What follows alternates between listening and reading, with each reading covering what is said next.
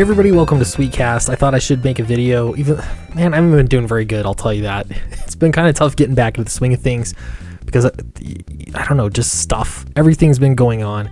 So I'm going to get a little bit of time. I'm going to make a video, and I really want to get back on a track. All right, so I want to talk about crowdfunding. It seems like I talk about crowdfunding comics a lot, but I will say that there's a lot more rumblings that are coming from established professionals about crowdfunding comics. It's not just an indie comic thing. Well, it is, but established pros are seeing how successful indie comic creators are and how much control. And when you realize, even for me, I have such a great deal. Being able to make my own comic the way that I want to, hire my own editor, hire my own creative team. I call the shots, essentially, for this campaign. I've already had one very successful campaign. Yeah, I have published some books before, but my first comic being, successful to the tune of $32,000 almost. That is impressive. People are taking notice, and, not exactly of me, but other campaigns that have been doing even better. So I will remind you that Downcast Volume 2, Arise and Fall, will be on IndieGoGo soonish. It's going to be happening next year. I'm thinking February. I should really pick a date. I'm going to work on that.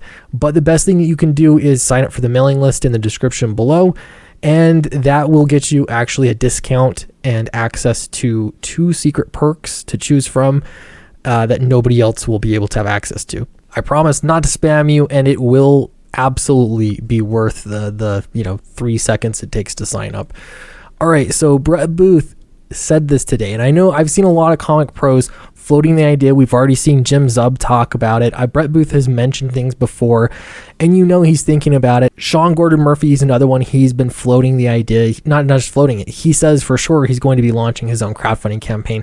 Now, I suspect that a lot of pros are going to watch Sean Gordon Murphy in particular, and if he can make the switch from doing mainstream comics to doing his own creator-owned crowdfunded thing and really make it worth his time and effort, you're going to see a lot more people jumping ship. It's funny because if you're a pro working in comics right now and you're getting work, you're actually working, you're getting work, there's some cushiness to that. You've got a job, you've got things, and I get it. It's not the best paying job in the world.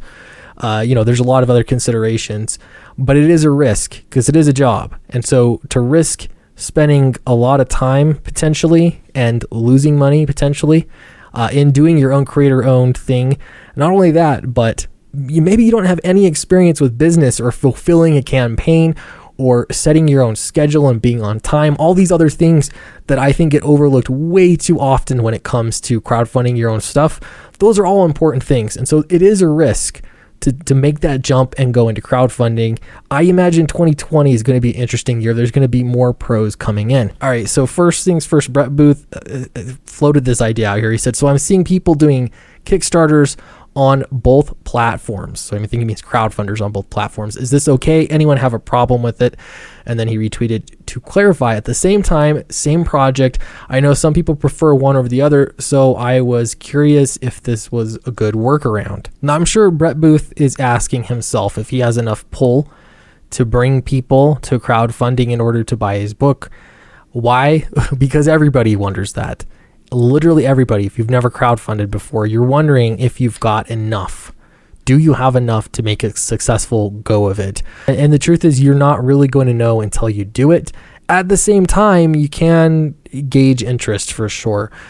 So this has come up, and I've heard this a lot over the past couple weeks. People comparing IndieGoGo to Kickstarter. The thing is, though, it seems like a lot of people are using IndieGoGo for the in-demand store capabilities, and they're not using IndieGoGo as their basically primary platform. So they're more often posting something on Kickstarter first and then going back to IndieGoGo later in order just to, make a little bit more money on the same project. Here's one example. This is Nina and Ariel. This is relatively new. It's a few days. It just came out this week on IndieGoGo. It is done by a professional, Ed Benez. When I look at the IndieGoGo campaign, I think a lot of the art looks fantastic. They've got this cartoon stuff up first. But like the actual art for the story looks extremely professional. Not that the other stuff didn't, but this is probably what's pulling in more people. So you look at the art, it looks great. The different tiers look like they're designed well. There's an awful lot of them, and that's okay. But yeah, it looks like a professional campaign with a professional creative team, and this isn't actually great considering they're past that first 48 hour mark. They've got 4,266. I hope it gets funded. They could. They're almost at the 30% of 15,000. But when you look here, they already ran this exact same campaign. I don't know if there are little differences, but they did run this on Kickstarter earlier.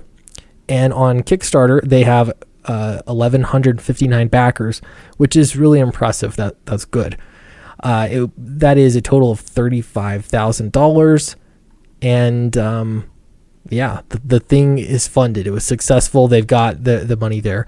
But they did have it open on IndieGoGo. And if you're just looking at the numbers, it looks like Kickstarter just did better. It has better numbers. That's all it comes down to. But it depends on timing too, because the IndieGoGo launched later. So I did respond to Brett Booth and I said, essentially, you got to pick a platform and send your people there. Now, I am a big advocate of IndieGoGo, and I'm going to continue to use IndieGoGo.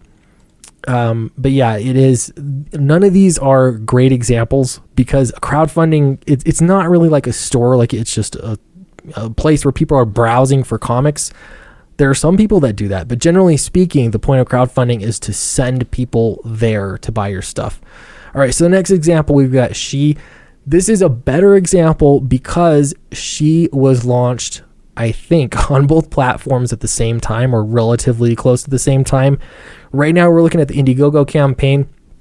It is in the in-demand phase right now, I believe, and he's reached 59,869, and that's impressive. That's with 1,234 backers. Now, if we jump over to Kickstarter, the same exact project, we will see that it actually pulled in $70,000. The campaign is over, and that is with 1,009 backers. So there were more backers on IndieGoGo, but more money on Kickstarter. Now, having said that, IndieGoGo is still in demand, and so it's going to continue to, pull in more backers because the store is just open. So one of the questions I have to ask is, if you're launching on both, are you sending an email to your mailing list for both campaigns to suggest that they go to one or the other or both?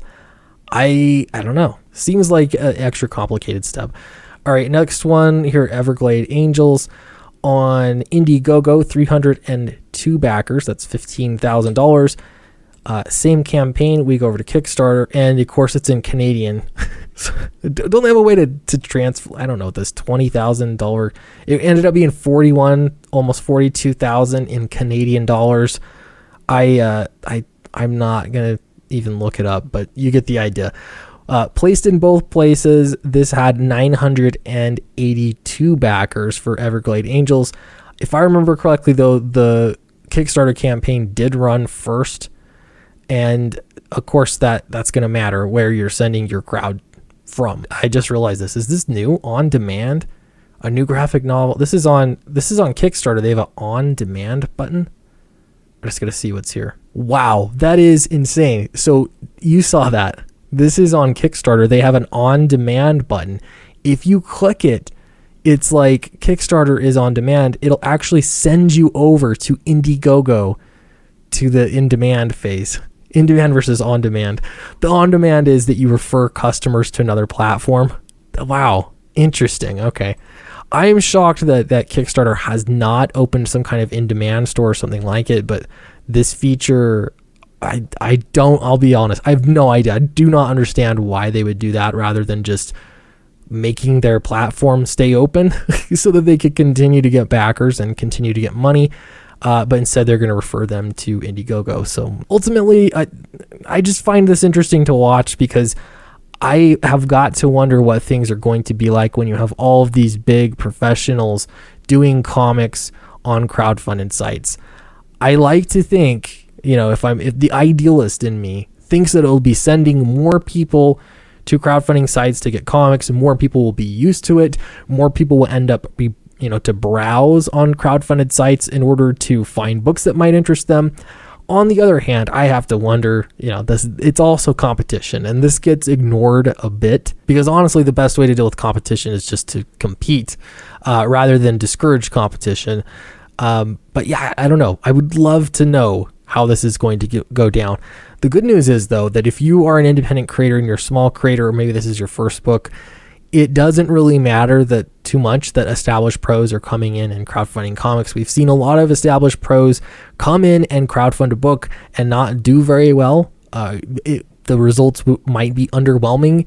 The ones that really do the best are the ones that have stuck with it a little bit longer and, it's not their first rodeo. But let me know what you think in the comments below. I'm interested to see, what 2020 is going to bring.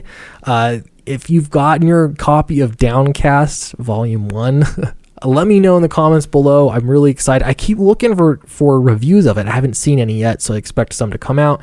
And don't forget to sign up to the mailing list for Downcast. I promise not to spam you. I will just email you when the campaign is live so that you can get your secret tier and your discount.